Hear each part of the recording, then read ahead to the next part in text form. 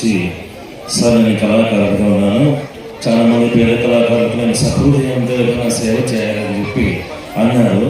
సహృదయంతో ఉన్నాను కాబట్టి సహృదయ చారిటబుల్ ట్రస్ట్ని పెట్టుకుని చెప్పి నేను చెప్పాను. అది స్థాపించి ఎంతోమందికి నిరుపేదలైనటువంటి కళాకారులందరికీ సేవ చేస్తున్నాను, నేను చూస్తున్నాను. The Bharat cultural education committee Shri Aravind arts academy నుంచి ఒక డ్యాన్స్ మాస్టర్గా నేను సంపాదిస్తున్నటువంటి నేను పారితోషికంలో 20% ఈరోజు కూడా నేను పేదలకు సహాయార్థం నర్సింగ్ సేవా కార్యక్రమాలు చేస్తున్నాను.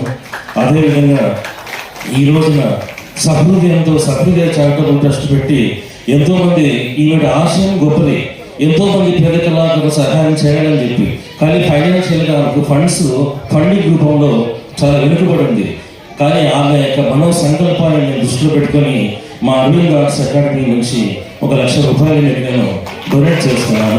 దయచేసి మీ అందరి సమక్షంలో ఈ 1,00,000 రూపాయల చెక్కును తీసుకోవాల్సిందిగా నేను కోరుతున్నాను. పేద కళాకారుల సహాయానికి కోసం నేను ఈ యొక్క అమౌంట్ నేను అందజేస్తున్నాను.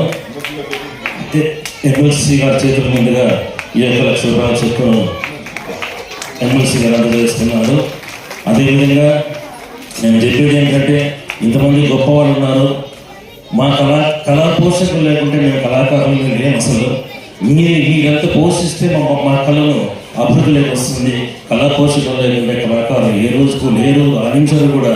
ఈ రోజు కూడా పస్తున్నటువంటి కళాకారులు ఎంతోమంది ఈరోజు నేను చూస్తున్నాను. అలాంటి కళాకారులను మనందరూ కలిసి చేయుతనివ్వాలి.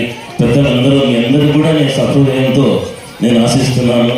మీరందరూ సహృదయ చారిటబుల్ ట్రస్ట్కు తగిన ఫైనాన్షియల్ ఫండింగ్ సపోర్ట్ చేస్తారని మీరు మనసారా కోరుకుంటూ, నిరంతరం కళామ తల్లి సేవలో మీ సురేష్ డాన్స్ మాస్టర్.